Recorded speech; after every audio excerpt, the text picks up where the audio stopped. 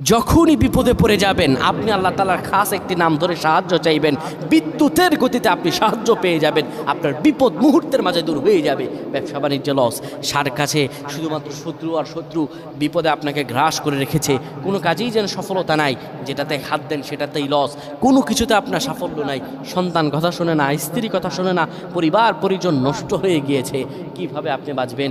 প্রবাসে আটকা পড়ে গেছেন, আসতেও পারেন না, কোনো কাজও পাচ্ছেন না, আপনি আমলটা করেন। এটি আমার কথা নয়, বিশ্বনবী মুহাম্মদ রাসূলুল্লাহ সাল্লাল্লাহু আলাইহি ওয়াসাল্লামের প্রিয় সাহাবী হযরত যায়েদ রাদিয়াল্লাহু তাআলা আনহু, তিনি একবার মক্কা থেকে হিজরত করে যখন মদিনায় যাবেন, ঠিক সেই সময় বিপদে পড়ে যান। ওনাকে একটি লোক বিপদে আটকে ফেলে এবং ওনাকে হত্যা করার চেষ্টা করে। তখন তিনি আল্লাহ তাআলার এই খাস নামটি ধরে সাহায্য চেয়েছিলেন, আল্লাহ তাআলা তাকে বিপদ থেকে মুক্ত করেছেন। সুবহানাল্লাহ। সেই দোয়াটা কি? তিনি যখন বিপদে পড়ে যান তিনি বলেন, আগিসনি ইয়া রহমান।